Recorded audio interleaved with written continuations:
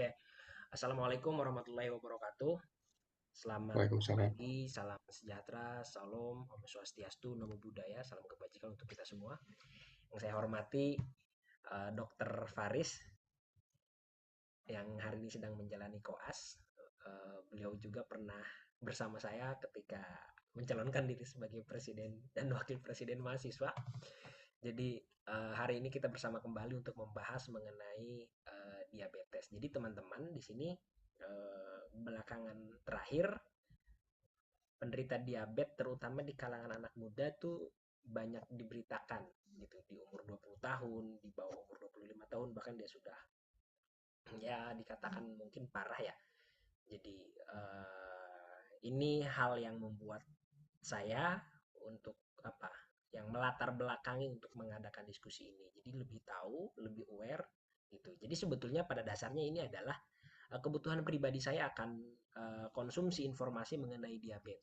Itu jadi eh, namun barangkali ada teman-teman yang membutuhkan informasi yang sama mengenai diabetes, maka saya publikasikan, maka saya dokumentasikan diskusi ini gitu. Jadi saya mau ucapkan terima kasih banyak karena Faris sudah berkenan untuk memberikan sebuah materi mengenai diabetes. Semoga mudah-mudahan ya materi ini bisa menjadi acuan atau bisa menjadi rem kalau misal konsumsi gula dan lain sebagainya agar tidak berlebihan. Mungkin sedikit prolognya itu. Uh, Bisa dimulai, Riz? Oke, ini langsung presentasi. Berapa ada waktunya nggak, Enggak, Bang? bebas ini mah. 2 jam juga boleh. Nanti kemarin juga gue 2 jam kok. Oke, oke. Oke. Siap. Oke, makasih kesempatannya. Abangku, panutanku, Bang Yofi Maulana yang mungkin terinspirasi dari Najwa Shihab yang dengan narasinya gitu. Ini Bang Yofi ini punya harian diskusi yang teman-teman bisa follow Instagramnya di harian.diskusi. Di sana banyak diskusi-diskusi yang mungkin bisa jadi menambah wawasan. Nah, pada kesempatan kali ini sebuah kehormatan untuk saya sharing karena sebenarnya untuk dokter muda itu kapasitasnya belum bisa memberikan tata laksana secara utuh atau memberikan resep obat dan sebagainya. Tapi di sini paling tidak saya bisa memberikan edukasi langkah preventif karena sejatinya untuk pencegahan itu lebih baik daripada mengobati. Jadi di sini udah tampak belum slide-nya ya? Udah ada. Oke, sebentar. Hmm,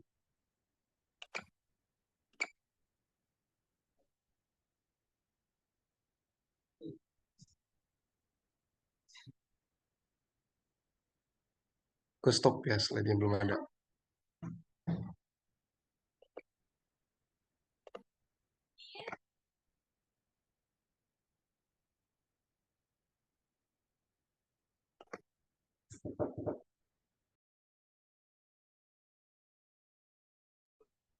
Oke, slide-nya udah ada sekarang.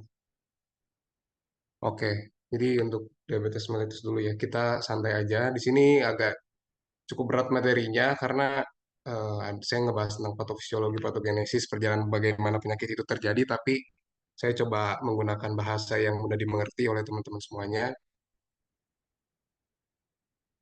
Nah, jadi untuk pembukaan, pendahuluan, kira-kira ya teman-teman bisa boleh kita berinteraksi, bisa chat di kolom komentarnya. Karena banyak sekali informasi yang didapatkan karena sekarang tuh gampang banget untuk mengakses materi baik dari internet, dari TikTok, dari Facebook, Instagram gitu. Kira-kira sebenarnya diabetes itu adalah penyakit mitos atau fakta diabetes itu adalah penyakit menular gitu. Silakan teman-teman diskusi kalau misalkan di kolom chat juga bisa kita berdiskusi bisa diketik menular nggak sih? Karena kan saya beberapa kali jaga di IGD gitu. Banyak yang ngomong pasiennya tuh diabetes itu adalah penyakit menular. Ini kena dari tetangganya nih, ini kena dari saudaranya nih karena main terus gitu. Akhirnya kena diabetes. Dan oh, ini ada jawabannya. Terus katanya mitos. Ya, jawabannya benar mitos. Jadi diabetes itu adalah penyakit yang multifaktorial, dalam artian dia tuh penyakit yang banyak faktor yang dapat mempengaruhinya. Bisa dari genetik, terutama pola hidup. Misalkan ada keluarganya yang terkena, itu sebagian eh, persen ya mungkin menularnya di sini tuh bisa dikatakan karena lifestyle orang sekitar lingkungan itu sangat mempengaruhi gitu. Jadi tapi dia tuh bukan seperti penyakit infeksi, misalkan HIV atau misalkan flu itu penyakit-penyakit yang menular. Sedangkan diabetes tuh bahkan di Kemenkes tuh punya istilah sendiri PTM, penyakit tidak menular. Jadi dia diturunkan secara genetik tapi dipengaruhi oleh pola hidup. Oke, kita berbicara fakta dan data tentang diabetes itu sendiri. Nah, ini tadi saya sudah sampaikan di sini bahwa diabetes itu merupakan salah satu penyakit empat prioritas dari penyakit tidak menular. Teman-teman kalau misalkan tahu penyakit tidak menular itu contohnya selain diabetes ada kolesterol. Mungkin kalau bahasa kitanya dislipidemi. Jadi kadar kolesterolnya yang tinggi. Kemudian ada lagi hipertensi atau darah tinggi. Itu juga penyakit tidak menular. Jadi jangan takut dekat-dekat, jangan takut berinteraksi dengan orang-orang yang punya diabetes, punya hipertensi, punya kolesterol tinggi, karena itu penyakit tidak menular. Kemudian diabetes merupakan penyakit utama untuk kebutaan, serangan jantung, stroke, gagal ginjal, dan amputasi kaki.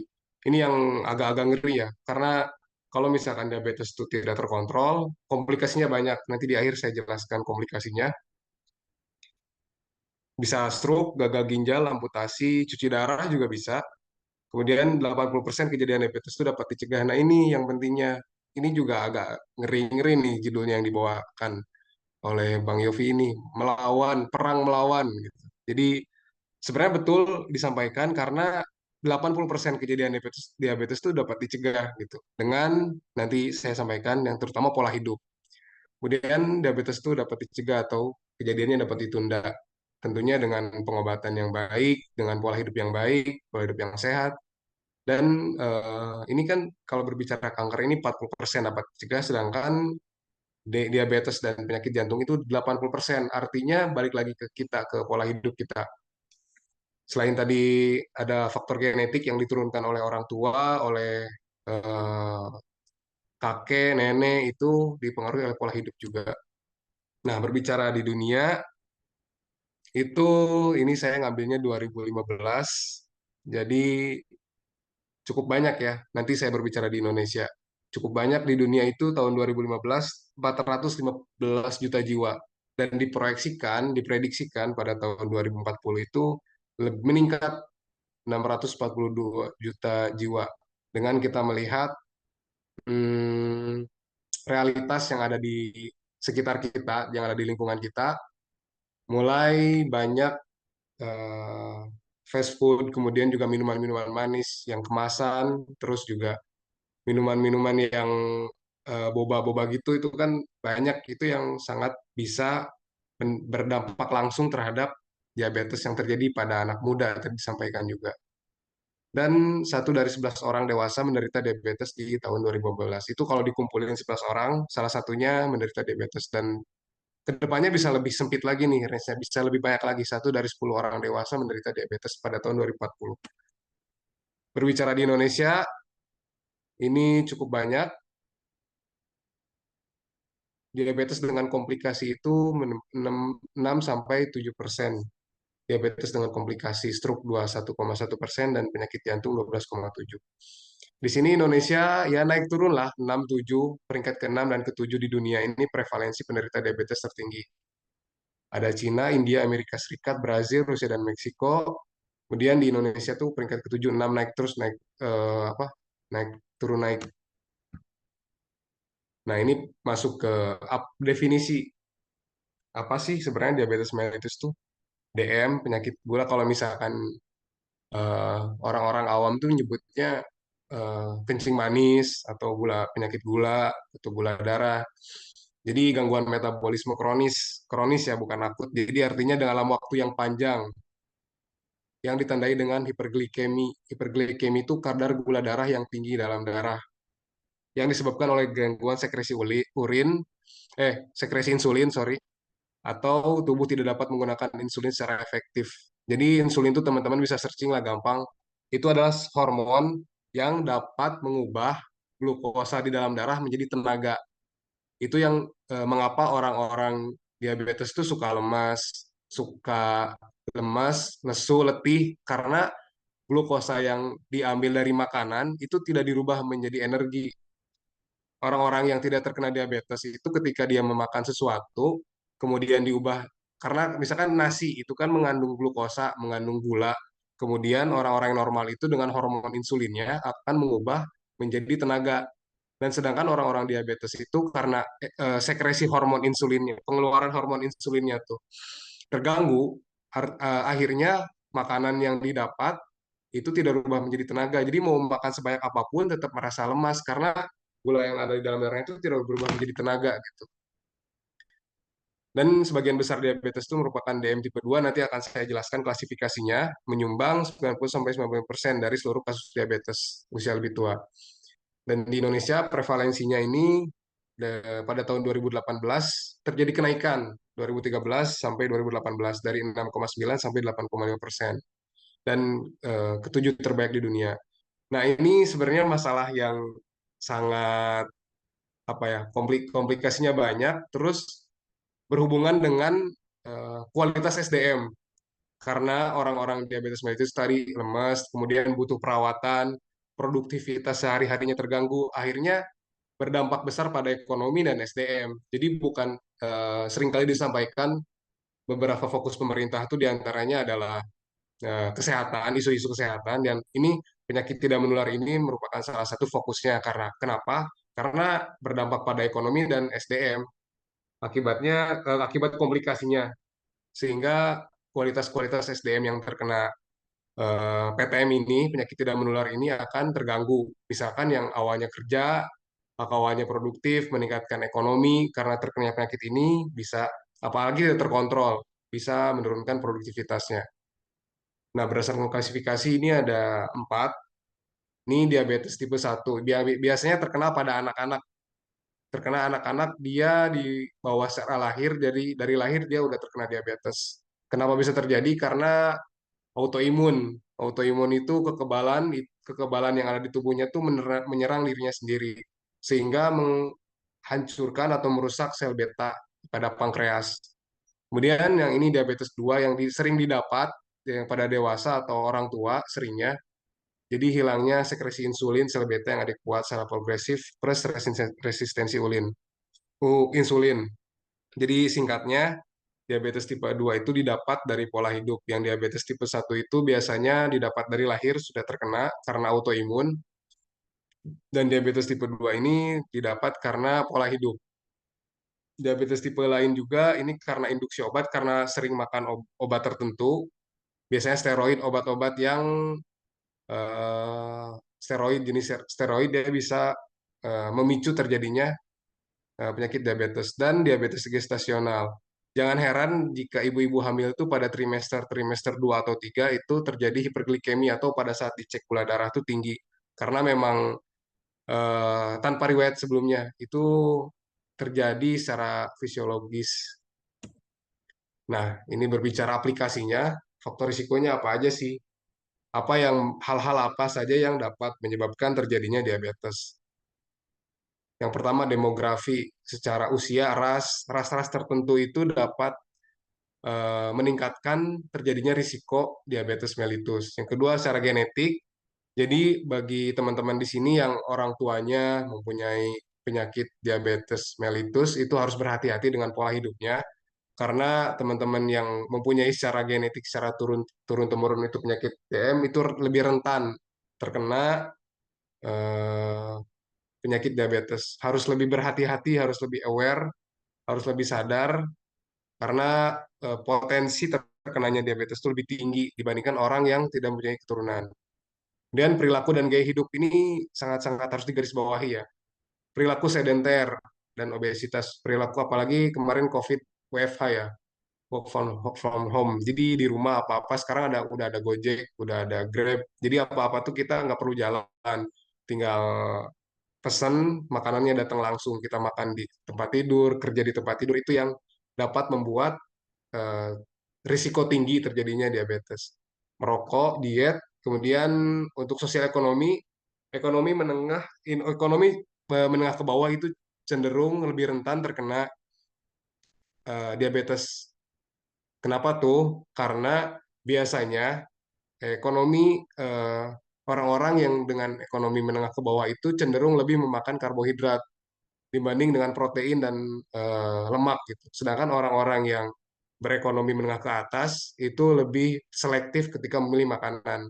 Misalkan dengan uang yang sekian gitu, orang-orang yang sosioekonominya menengah ke bawah itu lebih cenderung memilih lauk yang sedikit atau lauk yang sama-sama karbohidrat, misalkan mie dengan nasi.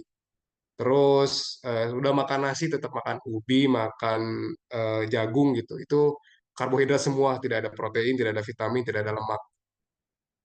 Ini yang beresiko, ini dari Kementerian Kesehatan, ada berat badan lebih, pola makan tidak sehat, usia lanjut, mager atau perilaku sedenter, malas bergerak, dan ini secara genetik, memiliki riwayat keluarga riwayat diabetes. Ini mungkin sudah disampaikan kemarin sama Andin ya dari Gizi tentang bagaimana cara mengukur IMT. Jadi intinya eh, kapan kita tahu kita tuh obesitas atau enggak itu dengan cara mengukur IMT-nya, indeks massa tubuh. Bagaimana cara mengukurnya? Itu teman-teman kalau misalkan ada timbangan di rumah, berat badan teman-teman dibagi tinggi badan dalam meter dikali tinggi badan atau tinggi badan kuadrat. Nah, lihat coba di kalkulator kalau punya kalkulator di rumah, punya timbangan di rumah, terus berapa hasilnya? Dikatakan obesitas itu jika lebih dari 27 hasilnya. Nah, ini juga ada istilah obesitas sentral. Teman-teman biasa aja gitu, IMT-nya normal atau gemuk, nggak sampai obesitas. Tapi obesitasnya tuh numpuk di perut. Nah, itu bisa diukur dengan meteran baju.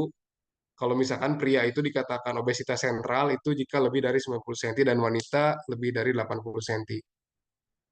Ini juga obesitas sentral punya pengaruh cukup besar dalam terjadinya risiko terjadinya diabetes.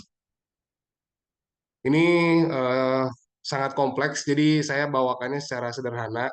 Bagaimana sih terjadinya penyakit diabetes tuh? Jadi tadi sudah saya sampaikan, setiap orang yang tidak yang normal itu mempunyai hormon insulin. Hormon insulin itu mengubah dari glukosa, glukosa yang didapat dari makanan dirubah menjadi ATP. ATP itu nama lain dari energi di dalam tubuh kita. Nah, orang-orang yang eh, mengidap penyakit DM ini insulinnya terganggu, hormon insulinnya terganggu. Akhirnya dia tidak mempunyai kemampuan untuk mengubah glukosa menjadi tenaga. Simpelnya seperti itu. Dan jika orang-orang yang berlebih makan glukosa, makan gula, atau ya makan makanan yang punya kalori tinggi, akhirnya kalorinya itu akan dirubah menjadi glikogen. Glikogen tuh kan kalau misalkan glukosa itu monosakarida atau gula dalam bentuk sederhana. Dan sedangkan kalau misalkan kelebihan, orang itu secara fisiologis, secara alamiahnya akan mengubah glukosa menjadi glikogen, dari monosakarida menjadi polisakarida, dan disimpan di berbagai tempat, seperti hepar atau hati, kemudian disimpan di dalam otot. Yang sewaktu-waktu jika tubuh membutuhkan, akan dirubah lagi menjadi glukosa. Jadi energi itu didapat dari gula yang paling sederhana, yaitu glukosa. Simpelnya seperti itu. Kemudian ini saya ingin menunjukkan kalau misalkan dari selnya jika orang-orang yang disfungsi insulin itu, jadi pankreas tadi balik lagi ke hormon insulin. Hormon insulin itu dihasilkan oleh pankreas. Jadi dalam tubuh kita itu ada pankreas, suatu organ yang memiliki dua sel, sel alfa dan sel beta. Insulin ini dihasilkan oleh sel beta pankreas. Dan orang-orang yang didiagnosis mengalami DM itu terjadi penurunan hingga 50% jumlah sel beta pankreas. Bayangkan jika suatu organ itu terjadi penurunan sampai 50% jumlah sel, maka hormon yang organ tersebut tidak akan bekerja dengan baik gitu. Ini juga tadi disampaikan kelainan genetik dan nutrisi berlebih, paparan zat toksik pada sel beta, hilangnya integritas dari sel pankreas. Jadi ini proses molekularnya lah. Mungkin nanti saya lebih ke aplikasinya saja. Ini perjalanan klinis. Jadi tadi sudah sampaikan, eh, ketika orang yang mengalami diabetes mellitus itu ada istilahnya egregious 11. Jadi orang-orang yang diabetes mellitus itu bukan cuma dari makanannya yang masuk saja, tapi melibatkan berbagai macam organ. Tadi sudah saya sampaikan sel beta pankreas, ada sel alfa pankreas, kemudian juga yang ketiga ada lemak. Tadi yang sudah sampaikan disimpan di lemak, di otot, dan di hati. Itu singkatnya lah. Jadi melibatkan sangat banyak, ada 11 organ yang terlibat dalam terjadinya diabetes mellitus. Apa sih ketika kita mulai sadar manifestasi klinis tuh gejala apa sih orang-orang yang harus lebih aware ketika dia akan mengalami diabetes tuh yang pertama ada poliuria. Kencingnya banyak. Bagaimana cara kita mengukur kencing kita banyak atau tidak? Kalau misalkan kencingnya lebih dari biasanya kencing yang normal itu 2 jam sekali. Kalau misalkan lebih dari itu, misalkan tiap setengah jam udah kencing, setengah jam kencing itu harus curiga tuh. Ada istilahnya poliuria. Misalkan kalau misalkan kita kencingnya lebih dari 2 jam per hari, setiap 2 jam, misalkan setengah jam atau 1 jam sekali udah kencing, 1 jam sekali tanpa adanya minum yang banyak ya. Kalau misalkan minum yang banyak, oke lah gitu. Misalkan haus, lagi olahraga, minum banyak, akhirnya lebih sering kencing, itu bukan disebut poliuria. Kemudian polidipsia, ini sama juga. Terus polifagia, polidipsia itu dia cepat haus. Cepat haus, polifagia itu lapar mulu gitu. Karena yang tadi saya sampaikan, gulanya nggak dirubah jadi energi, akhirnya dia harus tubuh tuh secara alamiahnya ingin mengkompensasi bagaimana sih tubuh itu mendapatkan banyak glukosa dengan cara ya banyak makan. Jadi lapar terus tuh orang-orang yang terkena diabetes tuh. Kemudian penurunan berat badan yang tidak dapat dijelaskan. Karena tadi glukosa itu bisa dirubah menjadi lemak gitu. Bisa dirubah menjadi glukogen tadi dengan misalkan disimpan di lemak, di hati. Nah, ini orangnya tuh tidak bisa mentransfer hal itu. Keluhan lain ini disebutnya keluhan klasik yang sering ada pada orang-orang yang mengidap diabetes. Kemudian keluhan lain ada badannya lemah, sering kesemutan kakinya, gatal-gatal, mata kabur, infeksi bakteri dan jamur. Orang-orang yang terkena diabetes itu cenderung lebih mudah terkena infeksi karena kekebalan tubuhnya itu menurun. Jadi sering infeksi bakteri dan jamur. Misalkan ada jamur di tangannya, misalkan. Terus infeksi bakteri sering flu, penyembuhan luka yang terhambat, disfungsi ereksi pada laki-laki, dan pruritus vulva pada perempuan. Nah, ini mulai aware nih. Jadi bedanya antara hiperglikemi orang-orang dengan DM, ini harus dibedakan ya. Hiperglikemi itu tadi sudah saya sampaikan, kadar gula dalam darahnya itu tinggi. Apa sih gejalanya? Mulut dan kulit terasa kering, sering merasa kehausan, pusing, penglihatan jadi buram atau kabur, buang air kecil meningkat, napas terengah-engah, dan bau tidak sedap. Jadi orang yang terkena hiperglikemi belum tentu DM ya. Jadi ketika makan banyak, itu pasti secara otomatis gula dalam darah tuh tinggi. Nah, karena ada hormon insulin di orang normal, akhirnya gula tersebut dirubah jadi energi. Akhirnya jadi normal lagi. Nah, kalau misalkan udah terdiagnosis DM, itu gula yang tadi banyak dimakan itu tidak dirubah jadi insulin, itu menjadi tenaga. Sorry. Nah, ini gejala utamanya ada sering kencing, tadi saya sampaikan, cepat lapar, poli pagi, dan polidipsi. Gejala tambahan, berat badan menurun, kesemutan, kemudian keputihan, luka sulit sembuh, bisul yang hilang timbul, penglihatan kabur, cepat lelah, mudah mengantuk. Jadi orang-orang yang sekarang harus waspada teman-teman yang di usia 20, 23, 2 sampai 30 mungkin yang kayak cepat ngantuk, cepat lelah, terus ngantukan, lapar. Nah, itu harus hati-hati. Jangan-jangan teman-teman itu udah punya ada gejala penyakit nih, harus coba dirubah pola hidupnya, coba dicek gulanya, jangan-jangan. Jadi lebih waspada agar tidak terjadi komplikasi yang parah gitu. Ini lebih ke ya masalah medis lah ya, ini udah terlalu jauh gitu. Ini bagaimana cara mendiagnosanya nanti. Nah, ini nih, ada istilah prediabetes. Apa sih? Jadi di mana kadar gula darah tuh di dalam tubuh lebih dari normal, tetapi belum dikatakan menderita diabetes. Jadi prediabetes itu sebelum diabetes terkena. Jadi kalau teman-teman iseng-iseng ada pengecekan gula darah gratis, ada pengecekan ada iseng gitu lagi cek gula darah, coba cek kira-kira berapa ya di range-nya. Kalau misalkan dapat di lebih dari 200, ini nih kita fokus ke gula darah sewaktu aja. Karena ini gula darah puasa biasanya gula darah 2 jam setelah toleransi glukosa dan HbA1c ini dilakukan di rumah sakit biasanya. Nah, yang suka ada di lapangan, yang suka ada di baksos, bakti sosial gitu, ini gula darah sewaktu. Jadi random aja gitu diambil darahnya di tangan, ini seperti pada gambar, terus dicek gula darahnya berapa. Kalau misalkan teman-teman tiba-tiba 140 sampai 199 range-nya, itu harus lebih hati-hati lagi. Kalau lebih dari 200 itu udah bisa dikatakan terkena diabetes, udah bisa didiagnosis. Dan harus jangan lupa juga teman-teman ada gejala klinisnya, gejala klasik tadi. Eh, Kencingnya banyak, lapar terus, dan haus terus. Nah, kita tebak-tebakan lagi. Mitos atau fakta? Penyandang diabetes tidak boleh makan permen atau coklat. Mitos atau fakta? Teman-teman bisa chat atau unmute juga nggak apa-apa kalau misalkan eh, kira-kira apa ya tebak-tebakan nih. Mitos atau fakta? Penyandang diabetes tidak boleh makan permen dan coklat. Bang Yofi, menurut Bang Yofi masa fakta? Fakta. Ah, nggak tahu, gue harus mitos kali ya. Oke, kita lanjut.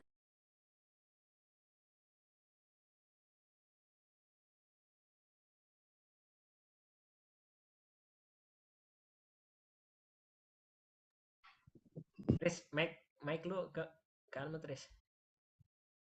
Oh iya ya, mohon maaf. Sebenarnya bukan tidak boleh makan manis sama sekali ya. Justru terkadang orang-orang yang diabetes itu dia saking membatasi gulanya terjadi hipoglikemi.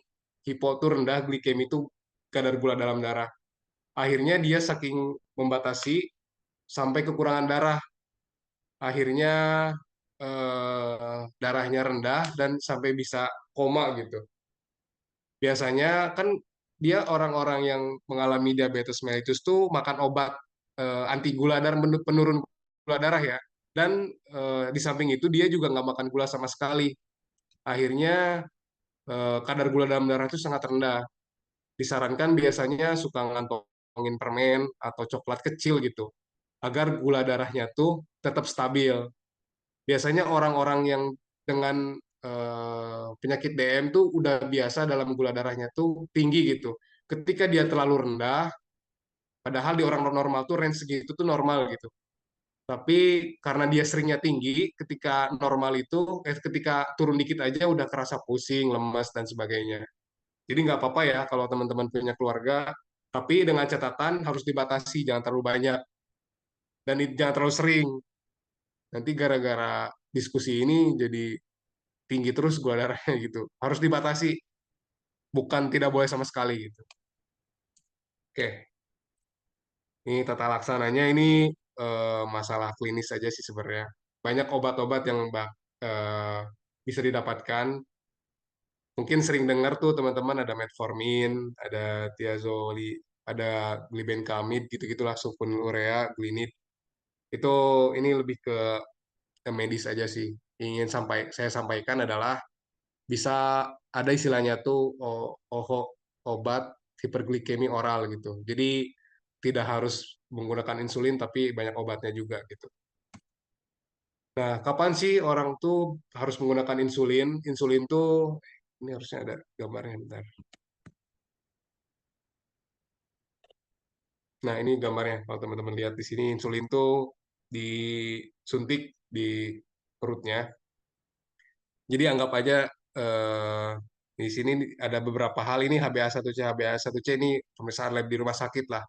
Penurunan berat badan yang cepat, hiperglikemi berat yang disertai ketosis, kadar ketonnya tinggi dalam darah. Nanti ada juga saya sampaikan komplikasi-komplikasi yang berat. Ini gagal dengan kombinasi OHO. Jadi ketika sudah diberikan obat secara oral, secara tablet gitu diminum, tapi kadar darahnya tuh tidak kunjung menurun, itu sudah salah satu indikasi menggunakan insulin. kemudian diabetes gestasional yang tadi saat kehamilan, kemudian gangguan fungsi ginjal dan hati dan yang berat ini tahu dari mana? Ini dari pemeriksaan lab sebenarnya. Kontraindikasi gitu. Jadi orang-orang ada beberapa orang yang alergi terhadap obat yang tadi saya sampaikan. Nah, itu gantinya menggunakan insulin. Nah, ini selain tadi obat-obatan, jadi farmakologi ada juga yang non farmakologi secara nutrisi ya. Ini kalori basalnya itu 25 sampai 30 kalori per kilogram berat badan ideal. Jadi kalau teman-teman ini kali aja kalau misalkan berat badan 50, kira-kira kalori basal setiap harinya tuh harus tercukupi berapa gitu. Dibagi nanti berapa kali makan. Nah, taunya dari mana kalori itu searching di Google. Misalkan mie ayam tuh kalorinya berapa, terus bubur tuh kalorinya berapa. Nanti tinggal dihitung aja kalau misalkan teman-teman mau diet ketat gitu ya. Karbohidrat ini jadi kalau misalkan teman-teman makan ini secara teorinya kayak gini lah ya persentasenya. Tapi kalau secara aplikatif ini bisa dilakukan tips hidup sehat bagi penyandang diabetes. Batasi makanan berikut dan sangat baik jika dapat dihindari. Nih, ini gambar-gambarnya mengandung banyak gula sederhana, gula pasir, sirup atau minuman ringan. Saya ini fakta nih ya. Saya pernah dapat pasien di rumah sakit RSUD Banten umur sekitar 20 enggak deh, 20 apa 19 gitu. Dia tuh udah terkena DM tipe 2 yang mana biasanya itu terjadi pada orang tua ya. Pas saya anamnesis, pas saya tanya-tanya, ternyata dia tuh suka minum minuman kemasan. Kalau teman-teman tahu Penter ya, Penter atau kopi cup itu seharinya tuh bisa sampai 20 sampai 25 kali per hari. Dan sekaligus di situ juga terkena penurunan ya Power F dan sebagainya lah. Itu sehari itu bisa sampai 25 kali. Di samping kena penyakit gula, orang tersebut itu kena juga penurunan fungsi ginjal. Akhirnya harus dicuci darah gitu, seminggu 2 kali. Nah, di sini bisa kita apa ya? Kita bayangkan betapa edukasi sebenarnya informasi sesimpel ini tuh nggak nyampe ke masyarakat gitu. Apalagi masyarakat di Banten itu cukup banyak ya berbicara Indonesia lah. Banyak hal-hal yang kayak gini tuh orang-orang nggak tahu gitu. Sebenarnya nggak ada yang salah kalau misalkan teman-teman lagi haus mau minum seger, tapi jumlahnya itu loh, jumlah dan berapa kali minumnya. Kemudian jelly atau agar, minum makanan-makanan tadi, manisan, es krim, kue-kue, coklat, cake atau bolu. Ini sebenarnya eh, pada dasarnya jumlahnya yang harus diatur, bukan ini kan tulisannya tuh batasi ya, bukan tidak boleh sama sekali, bukan haram, tapi batasi. Coklat itu kan mempunyai bisa meningkatkan mood, kemudian juga dalam beberapa hal itu baik gitu. Tapi ketika di eh, konsumsi secara berlebih itu eh, bisa berdampak buruk pada tubuh kita. Makanya mungkin Bang Yofi lebih paham lah ya. Kadang Islam tuh melarang hal-hal yang israf gitu atau yang berlebih-lebihan gitu. Kemudian mengandung banyak lemak, semua makanan yang diolah dengan cara yang digoreng, fast food nih kayak McD, KFC, dan Mixu misalkan gitu-gitulah. Itu harus berhati-hati. Nah, ini latihan fisik. Teman-teman juga harus jangan lupa berolahraga. Program latihan fisik secara teratur dilakukan 3 sampai 5 hari seminggu selama sekitar 30 sampai 40 menit. Dengan total 150 menit per minggu dengan jeda antara latihan tidak lebih dari 2 hari berturut-turut. Olahraganya apa aja? Bisa jalan cepat, bersepeda santai, jogging, dan berenang. Ini jalan cepat gratis, bersepeda harus bayar sepedanya. Jogging ya gratis, berenang harus bayar. Simpelnya, kalau teman-teman gak ada waktu olahraga atau misalkan lagi akhir bulan belum dikirim gitu. Nah, itu teman-teman bisa membiasakan untuk jalan kaki. Jangan males misalkan dari kosan pengen beli makan ke depan gitu, ke depan warung Padang misalkan. Itu kan ada pilihannya ada dua antara naik motor sama jalan kaki. Itu biasakan teman-teman itu kalau misalkan sekiranya bisa dijangkau itu jalan kaki aja gitu. Jangan apa-apa naik motor, apa-apa naik motor gitu. Secara tidak langsung itu udah eh, bisa menurunkan terjadinya diabetes gitu. Dengan cara sesederhana itu, jangan mageran. Kan kalau misalkan kayak olahraga-olahraga kayak nge-gym segala macam itu kan perlu waktu yang banyak, perlu dana juga butuh uang gitu. Ini sesimpel teman-teman kalau misalkan apa-apa tuh jalan kaki gitu. Misalkan ya ke kampus, kalau misalkan kampusnya di kosannya di belakang itu dibiasain jalan kaki. Badminton boleh, apalagi itu cukup olahraga yang intensitasnya ini kan intensitas sedang itu cukup berat gitu kalau misalkan badminton. Kalau tadi boleh, boleh yang penting gerak itu sih intinya. Ini ke close. Nah, ini apa sih yang harus dilakukan kalau teman-teman atau saudara udah yang terdiagnosis penyakit DM? Yang pertama, mengikuti edukasi penyuluhan dan konseling tentang DM. Datang ke puskesmas terdekat, dicek apakah benar terdiagnosis apa enggak. Kalau iya, apa yang harus dilakukan? Kalau perlu dirujuk ke penyakit dalam, dirujuk. Terus mengatur pola makan. Jangan jangan kasihan, maksudnya jangan, kan kalau misalkan orang yang punya penyakit DM tuh dia lapar mulu ya. Akhirnya karena itu orang tua kita, akhirnya karena itu saudara kita, kita jadi kayak, waduh kasihan nih harus dikasih makan. Nah itu justru yang nggak kasihan gitu, yang harus ketika seharusnya dia tuh nggak makan banyak, karena kita kasihan sama orang tua kita, akhirnya dikasih makan banyak. Justru itu yang merusak gitu, bukan yang menyembuhkan. Harus tegaan gitu sama orang yang punya penyakit DM tuh. Karena sebenarnya kita juga kan tujuannya untuk menyembuhkan gitu. Nih, melakukan latihan fisik secara teratur, mengonsumsi obat secara teratur, jangan lupa monitor. Jangan lupa monitor, monitor. Monitor tuh dipantau terus. Misalkan dalam seminggu berapa kali, dalam sebulan berapa kali itu harus rutin. Karena kalau enggak suka kalap gitu, kalap gitu orang-orang tuh.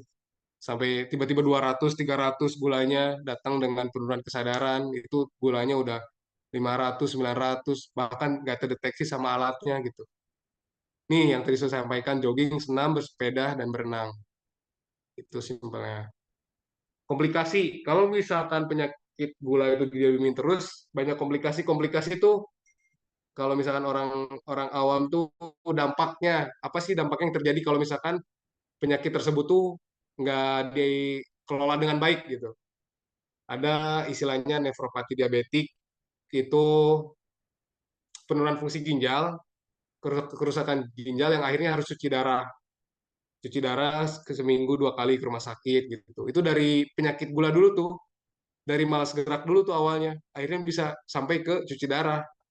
Terus retinopati diabetik dapat menyebabkan kerusakan retina yang mengancam penglihatan.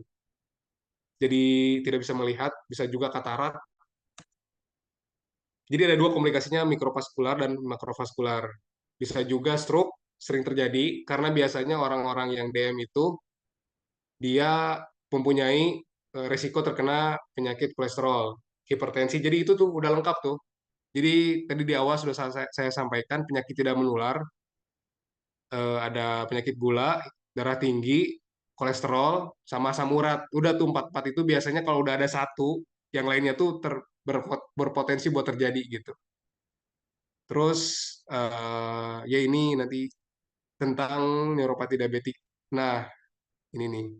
Apa sih neuropati diabetik itu jadi gangguan pada sarafnya lah. Ini biasanya terkena tangan sama kaki.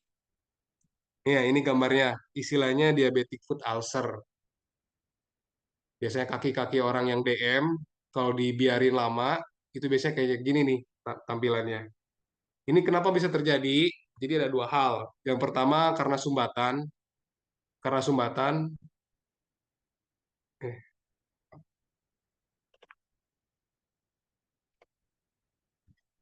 kalau tadi ke freeze masih nyambung nggak?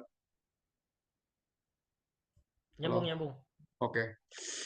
Ini istilahnya diabetic foot ulcer. Ini saya ngambilnya dari IGD, foto-fotonya. Ini bisa jadi amputasi nih, karena amputasi. Jadi ada dua hal yang bisa menyebabkan diabetic foot ulcer. Jadi yang pertama bisa karena penyumbatan, penyumbatan pembuluh darah. Terus yang kedua karena gangguan dari persarafannya. Akhirnya karena sudah mati nih jaringannya, yang hitam-hitam itu jaringan yang udah mati, organ yang sudah mati, akhirnya harus diamputasi gitu. Terus saja kalau nggak diatur, kalau nggak dikontrol gulanya, sampai misalkan satu kakinya tuh udah diamputasi semuanya gitu. Nah ini komplikasinya tadi yang kronis, yang lama, dan ini yang akut. Itulah ya, ini medis lah. Nah ini tadi saya sudah sampaikan, komplikasi kronis dalam waktu yang lama, penyakit jantung, pembuluh darah, bisa henti jantung juga, bisa serangan jantung juga. Ke mata kenapa? Bisa jadi buta, penglihatannya terganggu. Ke saraf kenapa? Nah tadi yang kaki tadi ya.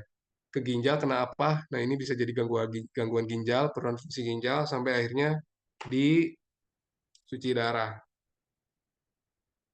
Prognosis, bahasa awamnya tuh gimana sih ke depannya penyakit ini tuh?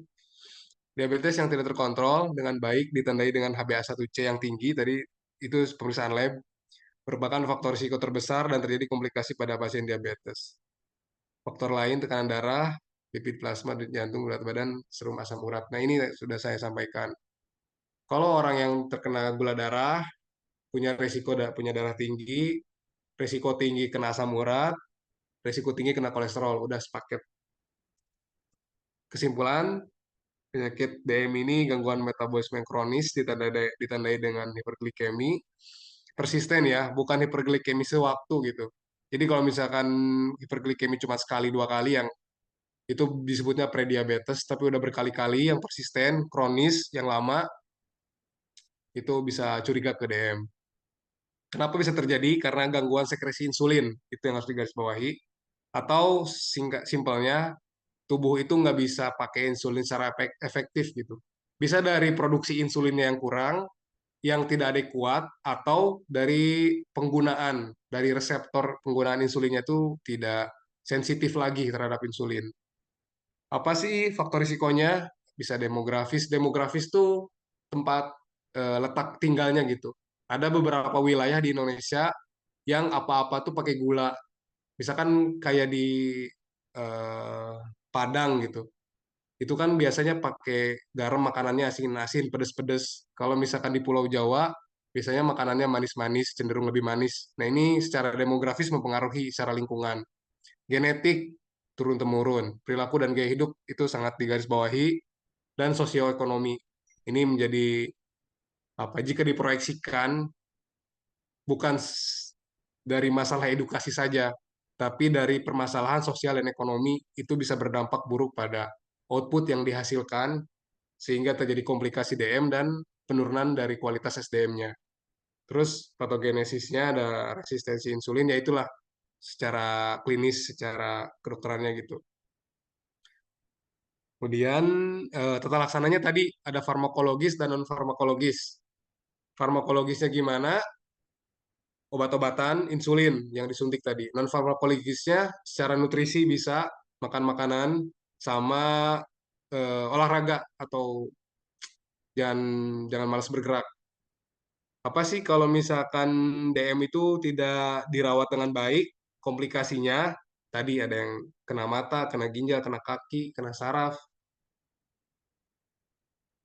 Terus, jadi untuk penegakan diagnosis seseorang terkena DM itu bukan cuma dari gejalanya saja, tapi harus diperiksa kadar gula darahnya. Jadi jangan gara-gara 5L, letih, lesu, lemas, dan sebagainya, itu teman-teman langsung, wah kayaknya kena DM deh, jangan kayak gitu. Harus dibuktikan dengan pemeriksaan penunjang, pemeriksaan gula darah sewaktu, yang sering ditemukan lah ya. Kalau lebih kompleksnya itu ada pemeriksaan gula darah postprandial, gula darah puasa, toleransi gula darah, sama HbA1c itu di rumah sakit pemeriksaannya. Simpelnya yang sering ditemuin di masyarakat itu GDS, gula darah sewaktu yang di tangan itu. Begitu. Ini terakhir, mitos atau fakta, diabetes adalah penyakit seumur hidup dan tidak dapat sembuh total. Gimana nih teman-teman? Sering yang nanya pasien kalau di poli itu kalau saya ikut ke dokter spesialis penyakit dalam, itu suka ditanya, ini bisa sembuh nggak ya dok? Ini sih bisa sembuh ya dok? Oke, fakta ya, ini penyakit seumur hidup yang harus dikelola. Jadi teman-teman amit-amit gitu, kalau misalkan udah ada saudaranya, udah ada kerabatnya, apalagi sudah ada orang tua, jadikan eh, itu sebuah peluang untuk berbakti ke orang tua di akhir-akhir masa hidupnya gitu. Jadikan ini tuh sebagai celah, jadikan itu sebagai kesempatan untuk berbakti. Jadi jangan kalau misalkan ada saudara, ada orang tua yang punya penyakit ini tuh jangan males ngurus. Apalagi yang tadi diabetic foot ulcer yang kaki itu tuh aromanya tidak sedap gitu. Itu teman-teman jadikan kesempatan peluang untuk bisa terus berbakti kepada orang tua. Oke. Nah, ini saya pengen sampaikan kalau misalkan kita dalam mengelola, balik lagi ke judul awal, dengan dalam memerangi DM itu dengan mulai dari hal kecil. Eh, Misalkan tadi yang sudah saya sampaikan, jangan males untuk jalan kaki lah. Kan kalau misalkan gym segala macem, olahraga futsal itu kan butuh banyak orang, butuh duit segala macem. Ini jalan kaki aja, jangan males. Terus mulai dari sekarang, terus mulai dari diri sendiri. Saking pentingnya diabetes, itu sampai ada hari peringatannya sedunia. Tanggal 14 November, tanggal 14 November ya, World Diabetes Day. Secara dunia 14 November. Itu cegah dengan cerdik, kelola dengan patuh, manfaatkan layanan diabetes. Dengan cara pemeriksaan gula darah, makanan sehat dan aktivitas fisik, edukasi dan dukungan psikologis, kemudian pengobatan. Oke, mungkin itu aja yang bisa saya sampaikan. Terima kasih atas perhatian dan antusiasmenya dari teman-teman. Saya kembalikan ke Bang Yofi. Silakan Bang Yofi. Ya, terima kasih paparnya Riz, luar biasa. Eh, jadi banyak muncul pertanyaan. Namun di sini ada pertanyaan dari Pak Wawan terlebih dahulu. Izin bertanya, apa yang paling menonjol dirasakan penderita diabetes di saat gula darahnya tinggi? Apa yang paling dirasakan, paling menonjol ketika diabetes saat gula Oke, darahnya tinggi? FYI aja Bang, ini ayah saya. Oh, ya, mohon maaf. Ayah saya perawat senior di Rumah Sakit Majalaya Oh di iya, iya. Bandung. Ya, ya, ya. Eh, mungkin Ini mah ngetes pertanyaan aja sih. mungkin pertanyaan Pak Wawan itu secara tidak langsung mengedukasi untuk teman-teman Hmm, yang hmm, belum hmm. mengetahui ya. Apa yang paling menonjol dirasakan penderita diabetes di saat gula darahnya tinggi? Nah, ini tadi komplikasinya ya. Komplikasinya tadi sudah saya paparkan, kadar gula darah tinggi. Di slide-nya, di, nah ini, udah tampak belum ya, Bang? Di komplikasi, udah tampak Ya, belum tampak slide-nya? tampak. Udah ya? Eh, Nah, ada dua komplikasi yang emergensi yang bisa sampai meninggal dunia gitu. Kalau misalkan gula darahnya terlalu tinggi, bahkan saya pernah nemu itu ibu-ibu hamil punya DM itu sampai 900 gula darahnya tuh. Bahkan sampai nggak kedetek sama si alat pemeriksaannya tuh. Itu yang paling yang sampai nggak sadar. Kalau misalkan dampaknya tuh gejalanya tuh sampai nggak sadar. Akut, jadi ada dua, ada KAD ketoasidosis diabeticum dan hiperosmolar hiperglikemi. Ini ada dua. Jadi gejalanya tuh kalau paling parahnya kita berbicara parahnya itu sampai nggak sadar, sampai pingsan, sampai kejang bahkan karena kadar gula dalam darahnya itu sangat tinggi. Itu bisa sampai nggak sadar bahkan bisa sampai menyebabkan kematian gitu. Kalau misalkan yang dirasakan yang paling menonjol ya. Tapi kalau misalkan gula darahnya belum sampai sangat tinggi kayak gitu, tadi ada gejalanya ada dua. Ada gejala klasik dan gejala keluhan lainnya. Ini yang biasa DM-DM yang awal-awal, itu poliuria, polidipsi, polifagi. Itu aja sih paling. Kalau misalkan udah parah banget, ya itu nggak sadar, sampai nggak sadar. Sampai harus dibawa ke IGD, biasanya yang datang-datang ke IGD itu ketika dicek gula darahnya 500, 700, 900 gitu. Sampai penurunan kesadaran, pingsan. Kayak gitu. iya iya iya iya. Riz, gue mau nanya. Boleh, Kalau silakan tidak Bang. salah, tadi kan katanya karena gula darah itu kan karena insulin yang tidak mampu mengubah ya.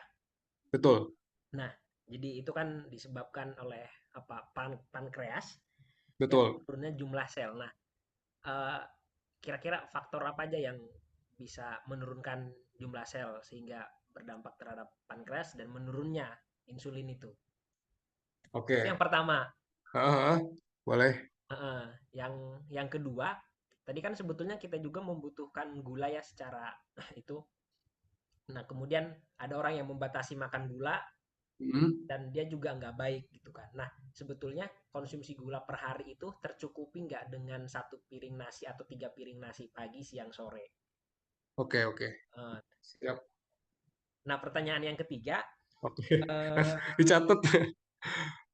ya nggak apa-apa. Ciri-ciri tadi kan ciri-ciri yang bisa dilihat kalau Heeh, awal-awal itu kan kita sering kencing, kemudian heeh. haus, lapar. Iya, Itu tuh iya. harus ketiga ciri tersebut baru bisa dikatakan kita apa penderita diabetes atau hanya Heeh, satu oke. sebelum kita melakukan cek ke dokter. Itu Oke, nih oke. sementara tiga. Oke. Mohon maaf kalau lupa pertanyaannya ya. Jadi Ah, yang siap. pas, yang pertama dulu ya. Ini kalau teman-teman lihat slide-nya tentang patogenesis dan patofisiologi. Tadi sudah saya sampaikan penyakit ini saya coba jelasin pelan-pelan ya. Eh, DM itu penyakit yang multifaktorial. Artinya nggak cuma satu faktor, nggak cuma dari genetik, nggak cuma dari pola hidup, tapi gabungan dari segala hal yang terjadi pada hidup kita, pada apapun yang kita lakukan gitu. Ada faktor risiko yang bisa dirubah dan ada faktor risiko yang tidak bisa dirubah. Faktor risiko yang bisa dirubah itu pola hidup, merokok, konsumsi alkohol, minum-minum obat-obatan, itu faktor risiko yang bisa dirubah. Dan faktor risiko yang tidak bisa dirubah, contohnya genetik, umur yang tidak bisa dirubah, genetik tidak bisa dirubah, ras tidak bisa dirubah, demografis itu sebenarnya bisa dirubah sih. Nah, penyakit eh, DM itu terjadi atas gabungan dari hal-hal tersebut yang tadi saya sampaikan. Terus kenapa sih bisa terjadi penurunan jumlah sel ini ke 50% bahkan jumlah sel beta pankreasnya? Itu ini nih yang pointer saya kalau terlihat paparan dari berbagai macam stres oksidatif. Ada istilahnya tuh ROS. ROS itu reaktif oxide species. Jadi hal-hal yang dapat merusak sel. Contohnya misalkan paparan asap asap rokok. Terus lipotoxicity. Jadi eh, hal apa ya? Hal yang dapat merusak dari lemak kita yang ini nih. Jadi kalau misalkan orang yang DM itu dia cenderung kolesterolnya tinggi, kolesterolnya jadi bukan urutan gula darah dulu terus kolesterol terus darah tinggi enggak, itu bisa muncul siapa aja yang duluan. Nah, biasanya orang yang DM itu udah terkena penyakit kolesterol duluan. Nah, kolesterol ini bisa menghasilkan intinya output akhirnya itu bisa trigliserida yang tinggi atau kadar lemak jahat yang tinggi. Kadar lemak yang tinggi ini juga bisa merusak sel beta tadi. Itu kedua, asap rokok, terus dua dari lemak juga, terus dari konsumsi gula yang konsumsi makanan gula yang tinggi tadi. Sehingga paparan paparan dari ROS tadi itu bisa merusak sel dan bisa menurunkan jumlah sel gitu. Banyak sih sebenarnya yang bisa merusak. Jadi bisa dari obat-obatan kan, obat-obatan tuh sebenarnya kalau dikonsumsi dengan jumlah yang cukup itu baik gitu. Tapi kalau misalkan dikonsumsi dengan jumlah yang banyak, dengan waktu yang sangat panjang, itu akan ada sel-sel yang terdampak. Ini bukan cuma paparan asap rokok, tapi paparan asap pabrik misalkan, dari asap kendaraan bermotor, terus radiasi, itu bisa menyebabkan penurunan jumlah sel beta tadi, yang menghasilkan hormon insulin, kayak gitu. Banyak hal yang dapat menyebabkan penurunan jumlah sel. Yang pertama itu. Terus yang kedua, hmm, cukup nggak ya yang tadi yang kira-kira eh, gejala keluhan klasik aja harus ada tiga-tiganya pas satu itu ya pertanyaan kedua. Iya, iya itu. Oke. Jadi kenapa sih disebutnya keluhan klasik? Karena orang-orang yang DM itu cenderung banyaknya tuh keluhannya ini gitu. Apakah harus ada tiga-tiganya? Nggak selalu. Bahkan kayak kadang tuh ada yang cuma satu, kadang dua, bahkan tidak ada gitu. Terus itu kalau misalkan DM tipe satu itu nggak ada gejala kayak gini dulu, karena dia udah dari lahir udah terkena diabetes, karena si sel pankreasnya udah rusak duluan gitu dari lahir, itu bawaan genetik. Jadi lahir bayi nggak poliuri, polidipsi, polipagi dulu nggak, dia udah nggak, kemampuan insulinnya udah nggak bisa gitu dari awal. Nah, sedangkan kalau yang didapat, kenapa disebut keluhan klasik? Karena sering ditemukan keluhan itu pada orang-orang yang terkena diabetes. Nggak harus tiga-tiganya. Ada satu pun kalau misalkan terganggu, misalkan poliuria, aduh terganggu nih kencing mulu gitu. Jadi sering ke kamar mandi, produktivitas terganggu, udah bisa dicek aja gitu. Seringnya gejala ini tuh datangnya barengan. Sering kencing ya otomatis sering haus dan sering lapar juga kayak gitu. Jadi nggak harus tiga-tiganya. Biasanya barengan sih. Nah, Satu pun kalau ada satu atau dua itu bisa dicek aja nggak apa-apa di GDS, di gula darah sewaktu. nah Terus pertanyaan tadi yang biasanya gimana? yang biasanya gue alami turis kalau setelah makan tuh kadang Heeh, ngantuk itu normal. heeh. Sebenarnya itu proses fisiologis kalau habis kalau habis makan ngantuk, karena kan di dalam tubuh kita tuh ada sistem saraf simpatik dan parasimpatik. Eh, Sistem pencernaan kita bekerja pada saat sistem parasimpatiknya aktif. Sistem parasimpatik itu mengatur organ-organ tubuh kita yang rest and digest. Jadi kalau misalkan gini nih, kalau misalkan kita lagi tidur, sistem saraf simpatiknya tuh parasimpatiknya tuh aktif. Jadi dia tuh makanya itu alasan kenapa kita bangun tidur itu suka pengen BAB. Karena saat tidur itu sistem pencernaan kita bekerja. Dan saat kita ngantuk, saat kita tenang, itu sistem parasimpatik dalam tubuh kita tuh aktif gitu. Makanya itu sebenarnya proses fisiologis, proses yang normal saat kita setelah makan itu ngantuk. Itu sebenarnya normal. Yang lemah lesu di sini tuh ketika nggak habis makan, nggak habis apa-apa, tapi seharian full 24 jam itu ngerasa ngantuk, itu ngerasa lemas, kayak gitu. Terus yang ketiga apa ya tadi, Bang?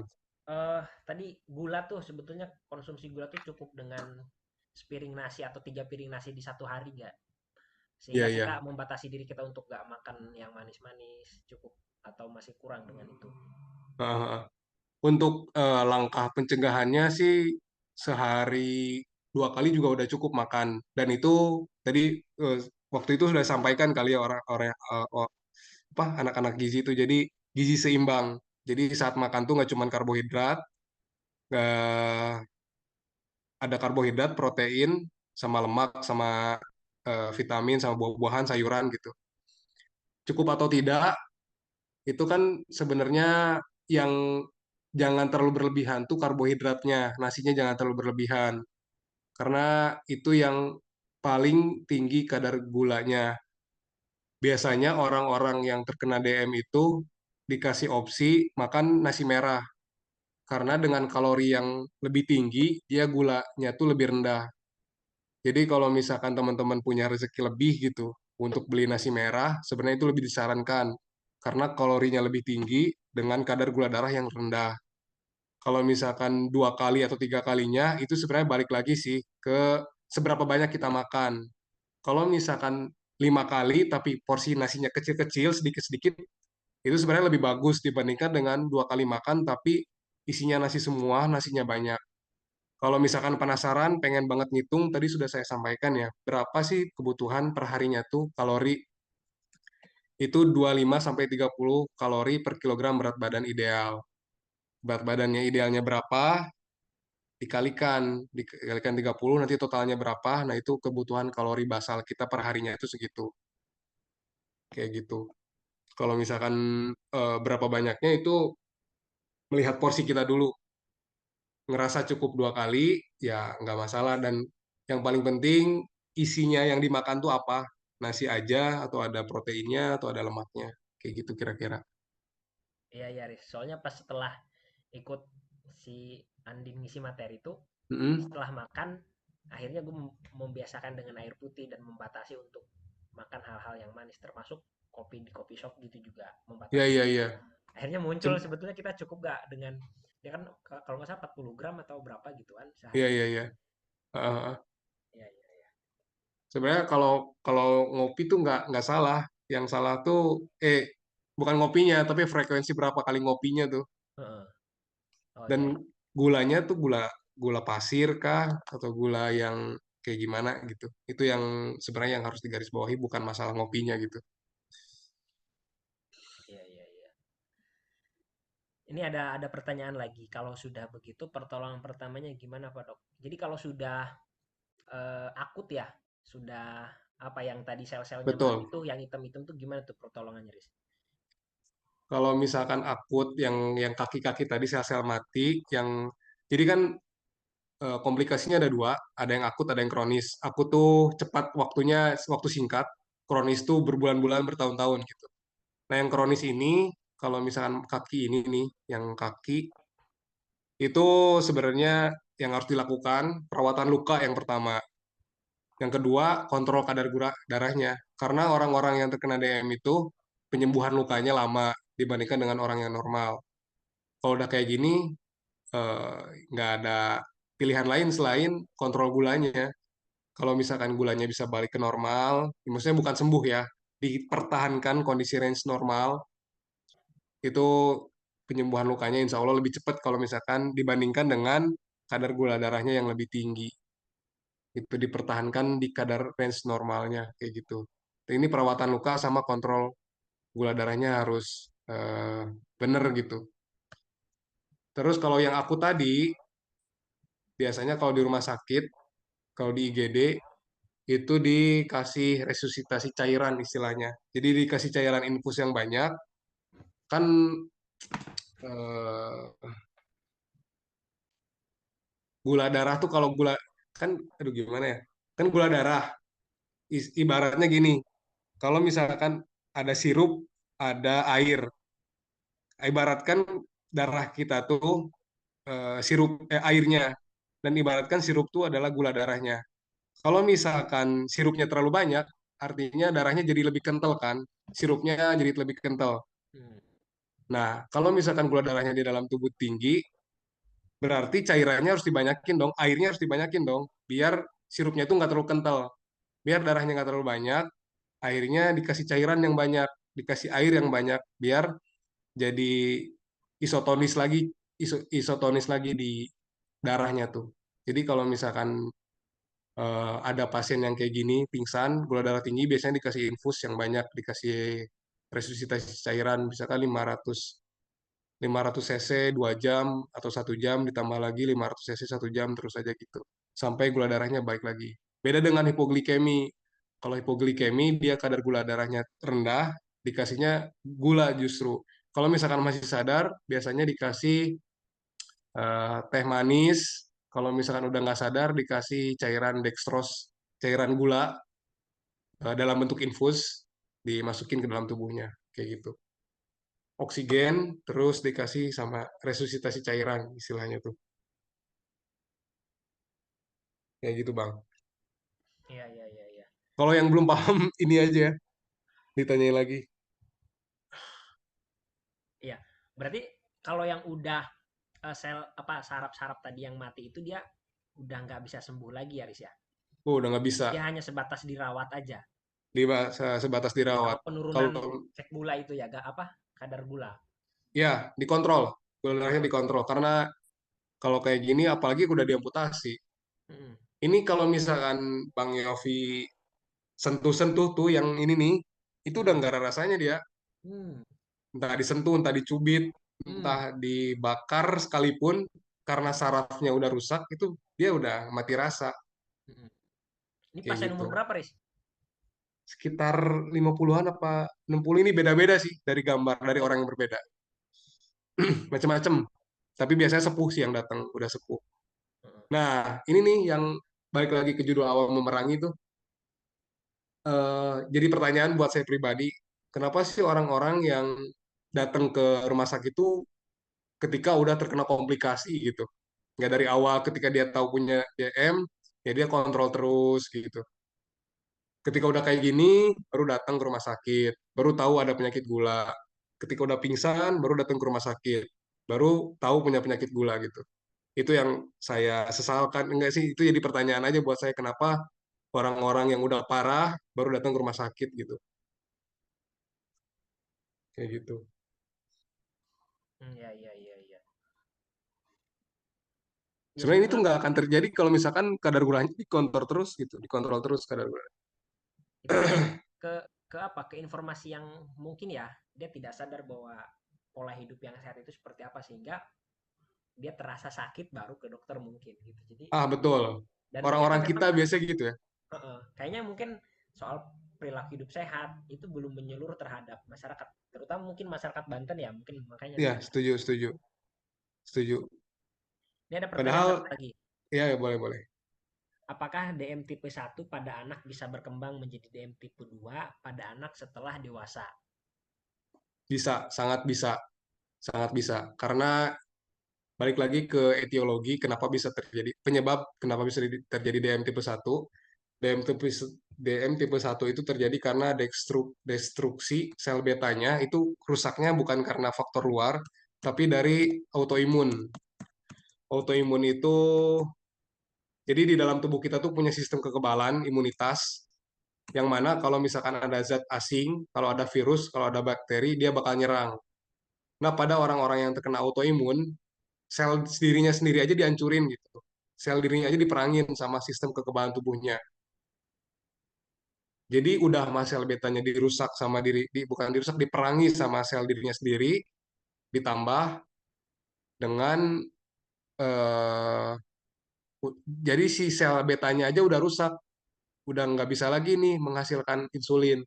Kalau misalkan DM tipe 2 itu, dia insulinnya masih dihasilkan, cuman jumlahnya tidak banyak gitu. Tidak bisa mengkompensasi jumlah gula yang diserap di dalam tubuh. Kalau DM tipe 1 itu sama sekali nggak ada tuh insulin yang dihasilkan. Makanya defisiensi insulin absolut sama sekali tidak dihasilkan. Karena sel betanya udah rusak duluan, diperangin sama sel dirinya sendiri. Sedangkan DM tipe 2, dia rusaknya karena faktor lingkungan. Bisa faktor, ya genetik juga ada, tapi lebih besar faktor lingkungannya. Kayak gitu. Apakah bisa dari satu ke dua? Sangat bisa. Kayak gitu. Tapi biasanya ketika dia udah tahu ada DM tipe 1 di dalam dirinya, lebih menjaga sih sampai jangan terjadi DM tipe 2-nya gitu. Oke, Iya, gitu iya. Bang. Kalau ini Riz, misal orang berarti kan sebenarnya kalau berdasarkan penyebab kemudian tren eh, berdasarkan data ya, Hmm, apakah berarti kemungkinan tren penderita diabetes ini akan terus meningkat, Riz? Dia karena diturunkan oleh genetik, kemudian orang yang sudah apa menderita diabetes itu kan tadi fakta sulit atau mungkin susah ya atau mungkin bahkan tidak bisa disembuhkan. ya, Itu berarti setiap tahun itu akan terus meningkat penderita diabetes. ya betul betul. eh ini nih ini saya ngambil dari Riskesdas, riset kesehatan dasar dari pemerintah Kemenkes ya. Yang tadi yang diprediksikan sampai 2040 itu meningkat ini dari 400 sampai 600 juta. Itu balik lagi kita ngelihat ke keadaan sosial aja lah gitu di lapangan di Indonesia gitu.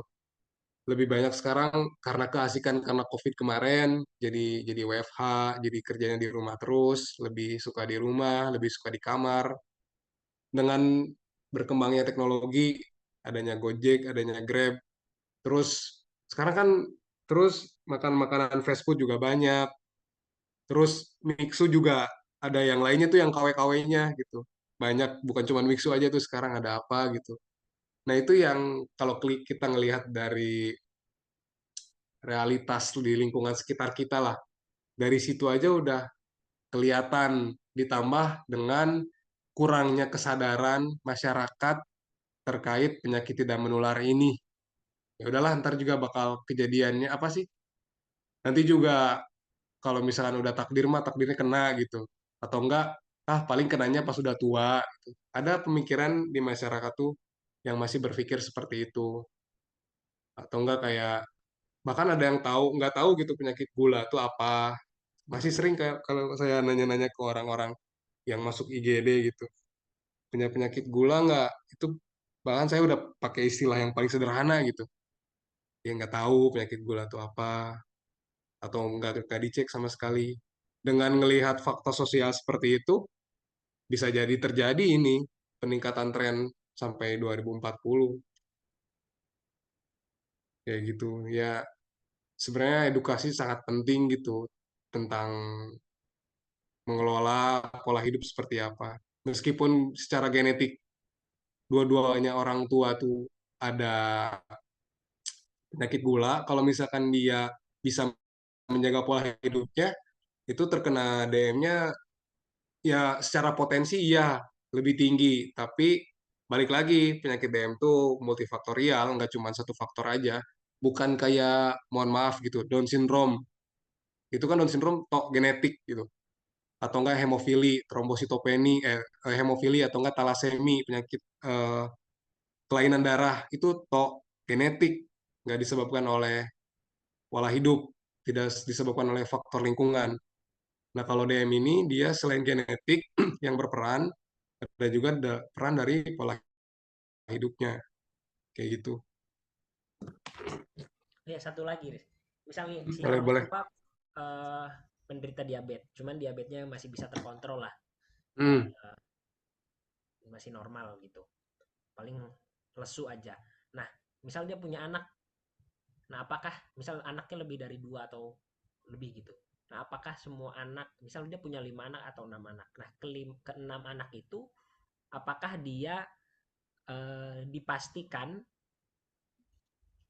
apa menerima genetik sebagai penderita diabetes atau hanya beberapa anak? oke. Kalau misalkan teman-teman di sini ada yang dulu sekolah IPA gitu ya, pas SMA itu ada yang namanya tuh hukum Mendel gitu, ada teori hereditas. Jadi masalah genetik ini, turunan ini, genetik ini dibagi dua secara kromosom, ada kromosom autosomal, ada yang ada kromosom seks dan ada kromosom autosomal. Ini tergantung nih, sedangkan DM itu terkenanya di kromosom autosomal, kromosom tubuh.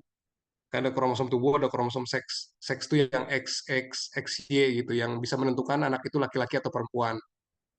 Nah, sedangkan untuk kromosom autosomal itu random. Jadi dari keenam anak itu kemungkinan ada, cuman berapa berapa persennya saya belum baca sih. Untuk anak pertama berapa persen, anak kedua berapa persen itu belum baca. Yang jelas penyakit ini tuh diturunkan ke anaknya tuh melalui kromosom tubuh, bukan kromosom seksual gitu. Jadi dalam tubuh kita tuh ada kromosom seks, ada kromosom tubuh autosomal disebutnya. Apa sih penyakit-penyakit yang diturunkan secara kromosom seksual? Itu ada banyak sih, ada sindrom Turner, ada Klinefelter sindrom-sindrom kayak gitulah. Nah, sedangkan untuk penyakit diabetes ini tuh penyakitnya diturunkan secara autosomal sama kayak kanker payudara itu diturunkan secara kromosom autosomal. Untuk berapa persen anak pertama, kedua, ketiga, keempat, kelima itu saya kurang paham, belum baca juga. Yang jelas untuk keenam anak ini tuh berpotensi untuk terkena DM, keenam enam anaknya semuanya. Berapa persentasenya saya belum baca. Yang jelas untuk enam enam ini tuh jadi ada rambu-rambu untuk dia lebih mengelola gaya hidupnya. Apalagi kalau misalkan orang tuanya dua-duanya ya, first line degree disebutnya tuh. Jadi kalau misalkan buyutnya generasi ke-7 ke-8 itu ada DM, itu resikonya nggak terlalu tinggi. Tapi kalau misalkan ayahnya atau kakeknya itu ada DM, ada genetik DM, itu lebih tinggi resikonya. Jadi generasi sampai ke kakek lah, kakek, ayah, sama anaknya. Nah, itu lebih tinggi resikonya dibandingkan kalau misalkan generasi ke 8 ke 10 itu udah jauh banget. Jadi belum tentu kena gitu. Kalau misalkan kakek, ayah, anak, sama cucunya itu masih risikonya masih tinggi untuk terkena DM kayak gitu.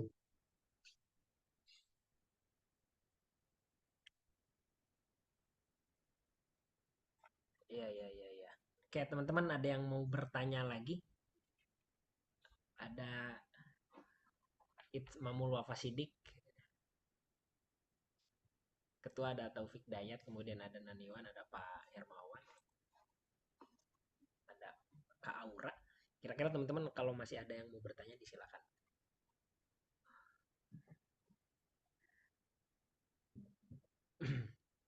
Udah banyak diwakili tadi.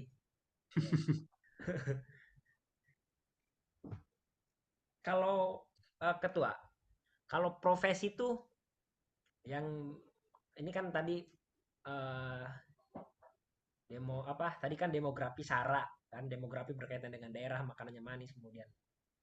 Nah, kalau profesi biasanya orang-orang yang terjangkit diabetes itu berprofesinya gimana tuh? Berkaitan dengan kegiatan dia Ya, sehari-hari. Misal, karena misal orang tuaku dia ngidap apa penderita diabetes kadang lesi apa lemah lesu gitu. Cuman kadang-kadang kalau dia sore hmm, atau pagi ya dia ke kebun. Nah, maksudnya berkaitan dengan profesi, kira-kira profesi mana yang bisa berpotensi lebih besar terkena diabetes ya, atau ya. sembuh dari diabetes atau apa ya mengelolanya bagus. Oke. Sebenarnya kalau untuk profesi, saya belum baca berapa secara statistik tuh belum ya.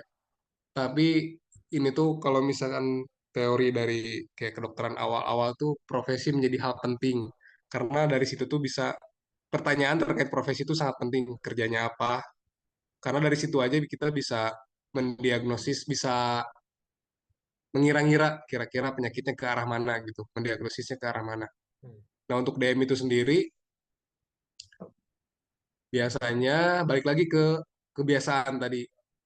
Orang-orang yang kerjanya lebih sering duduk, sedenter, jarang gerak, itu lebih cenderung eh, risikonya tinggi gitu. Yang kerja di kantoran mungkin, yang sering duduk.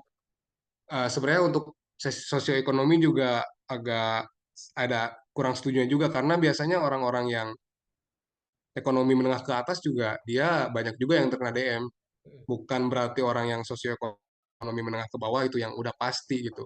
Bukan suatu hal yang mutlak. Tapi dengan orang-orang yang sosioekonomi menengah ke atas juga itu jadi lebih punya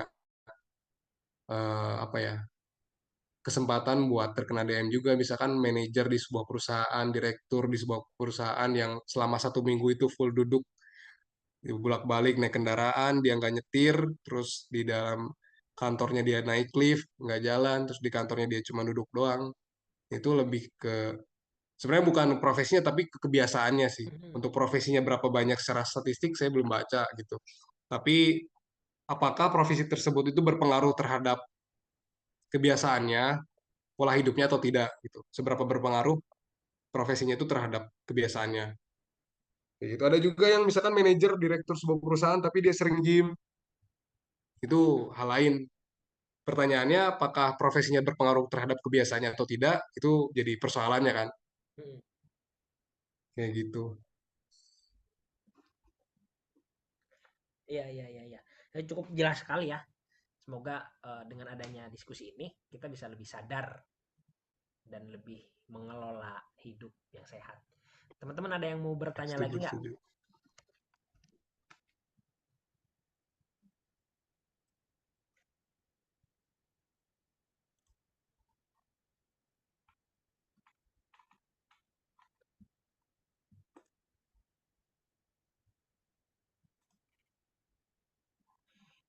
Kayaknya nggak ada lagi, Riz. Ya, boleh. Siap. Heeh. Apa terakhir mungkin kalau ada yang bingung dari gue mungkin langsung japri aja kali ya. Boleh, langsung aja, Bang. Boleh, konsul aja. Sama, gue mau minta izin nanti eh, ini mau diri kan ini udah di record ya. Nanti Mhm. coba gue buat diunggah di platform biar teman-teman yang berhalangan hadir dan membutuhkan informasi mengenai diabetes bisa klik atau Boleh, silakan. ini. Silakan. Uh, terakhir mungkin ada yang mau disampaikan lagi nggak sebelum gue tutup? Ya paling itu aja sih. Bahkan tadi ya secara prevalensi itu 80% bisa dicegah gitu. DM itu. Sejatinya kan tadi lebih baik mencegah daripada mengobati gitu. Karena kalau misalkan udah terkena bisa berdampak pada penurunan produktivitas, kesananya lagi outputnya bisa penurunan SDM gitu, yang mana berpengaruh pada sosioekonomi gitu. Jadi penyakit tidak menular ini tuh merupakan hal yang kompleks, berawal dari permasalahan kesehatan, tapi bisa berujung pada permasalahan ke kualitas SDM dan berujung pada permasalahan sosioekonomi gitu. Jadi kalau misalkan teman-teman punya sedikit informasi tentang DM, bisa disebarluaskan gitu ke tetangganya atau ke teman-temannya gitu yang mempunyai kebiasaan yang kurang baik. Karena ya sesimpel misalkan jalan kaki 30 menit atau berapa kilo itu bisa berpengaruh besar terhadap resiko terjadinya DM gitu. Jadi mulai dari hal kecil dulu sama mulai dari diri sendiri. Itu aja sih paling. Oke, uh, terima kasih banyak Chris udah Hmm, meluangkan waktunya untuk sharing mengenai diabetes. Semoga ilmu yang dibagikan ini bisa bermanfaat khususnya bagi saya amin. pribadi dan umumnya bagi teman-teman yang membutuhkan. Amin. Uh, mudah-mudahan ini bisa uh, di kebaikan Faris bisa diganjar oleh Tuhan yang Maha Kuasa. Amin. Amin. Dan saya juga mengucapkan terima kasih banyak kepada audiens yang hadir, kepada Pak Dayat, kemudian ini kepada Ibu Nani, Pak Hermawan, dan Kak Aura Natasha. Mudah-mudahan kita bisa diskusi kembali di kesempatan berikutnya. Dan yang terakhir saya mohon maaf apabila ada kata-kata yang salah, ada kata-kata yang menyinggung. Dan mudah-mudahan kita selalu adalah dalam lindungan Tuhan yang Maha Kuasa serta diberikan kesehatan. Itu Amin. saja Amin. dari saya. Riz, pokoknya sekali lagi terima kasih banyak untuk semuanya dan Sama-sama. Faris. Terima kasih. Wassalamualaikum warahmatullahi wabarakatuh. Ya, Waalaikumsalam. Waalaikumsalam warahmatullahi wabarakatuh. Terima kasih juga kepada Harian Diskusi dan Bang Yofi. Ya, kasih. Siap, siap.